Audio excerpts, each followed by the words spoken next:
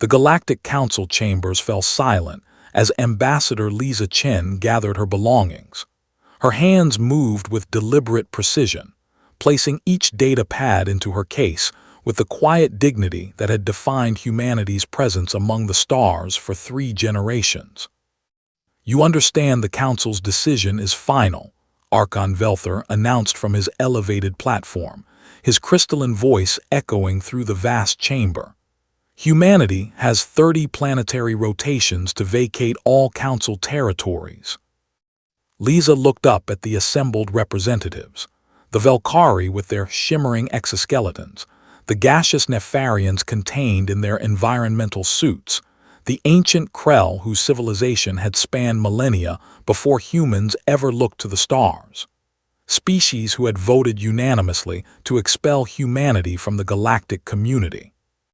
"We understand," Lisa said softly. "We will comply." The Velkari Archon seemed taken aback by her calm acceptance. Perhaps he had expected protests, appeals, or the emotional outbursts that humans were supposedly known for.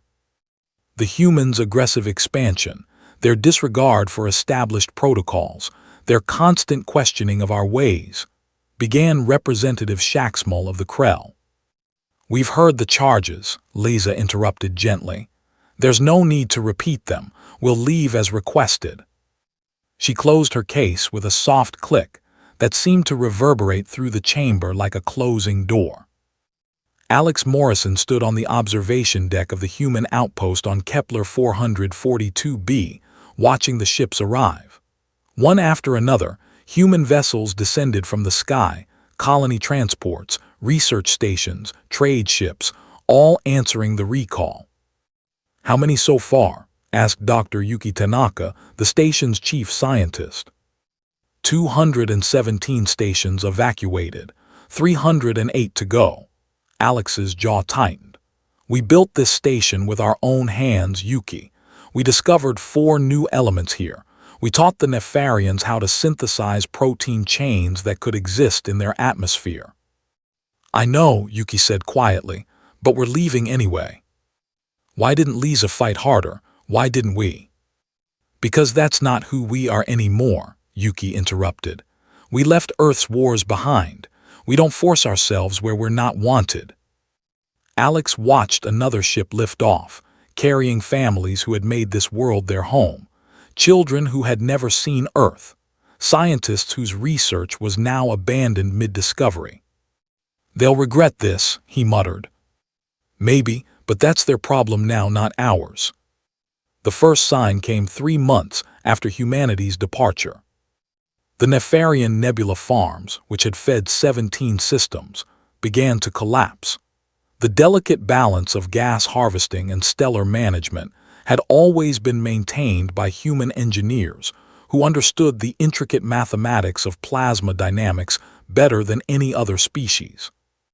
The Nefarians tried to manage it themselves. They failed. Within weeks, the farms producing 70% of their nutritional requirements had dissipated into cosmic winds. Archon Velther received the distress call personally. "Surely your own people can." "We don't have the mathematical frameworks," the Nefarian representative admitted, their voice crackling through their translation matrix. "The humans developed them. We used their systems without understanding how they worked." On the mining world of Altair VII, the Krell discovered that their extraction operations had ground to a halt. The autonomous systems that had run flawlessly for years suddenly cascaded into failure. The humans maintained these, engineering Master Krellnak admitted to his superiors. "We believed them to be simple systems. They are not. They are elegant, adaptive learning algorithms that require constant subtle adjustment, without human oversight. We are the eldest race in the galaxy," the Krell High Command thundered. "We will not admit we need the primitive humans." 6 months later, Altair VII's production had dropped by 93%. Krell industrial capacity across 12 systems began to crumble. Lisa sat in her new office on Proxima Station, humanity's first independent deep space habitat. It orbited no planet, belonged to no system claimed by the Council.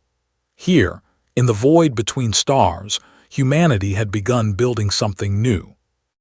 "Ambassador Chen, you have an incoming transmission," her AI assistant announced. "From the Galactic Council." "Root it through," Lisa said, unsurprised. Archon Velther's image materialized before her. He looked diminished somehow, his crystalline form less radiant than she remembered. "Ambassador Chen, I trust you are, well. We're surviving, Archon, building something of our own." "I see." He paused, and Lisa could sense the difficulty of what came next. "The Council has encountered certain inefficiencies since humanity's departure." "Have you?" "We may have been hasty in our assessment of humanity's contributions." Lisa leaned back in her chair, her expression neutral. "Is that an apology, Archon?" "It is a recognition of certain oversights on our part." "I see." Another pause. "The Council wishes to extend an invitation for humanity to return, not as junior members, but as full participants in galactic governance."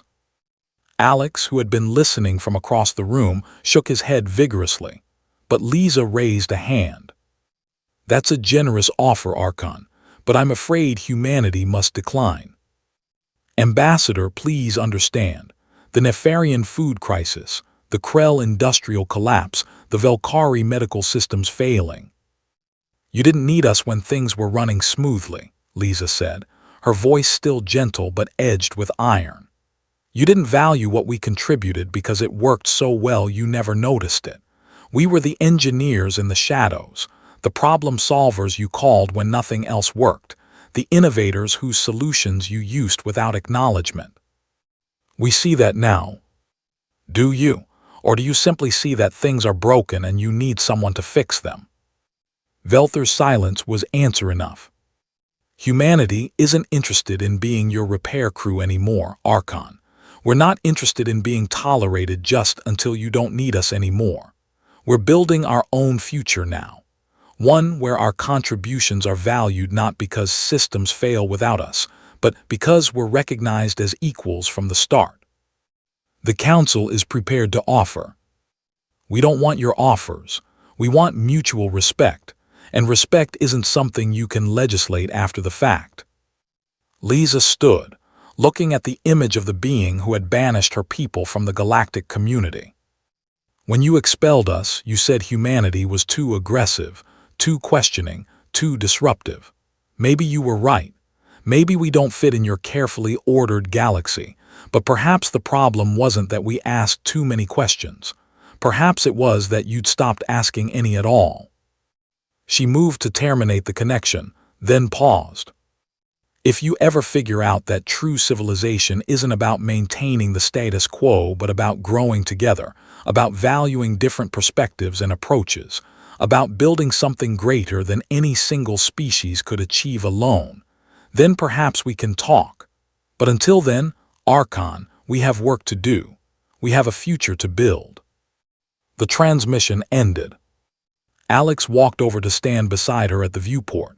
Outside, human ships moved with purpose, constructing new stations, establishing new colonies, charting new territories. "They'll come around eventually," he said. "Maybe, maybe not," Lisa smiled. "Either way, we'll be fine, we always are." In the distance, the lights of humanity's first independent trade hub flickered to life, a beacon in the darkness.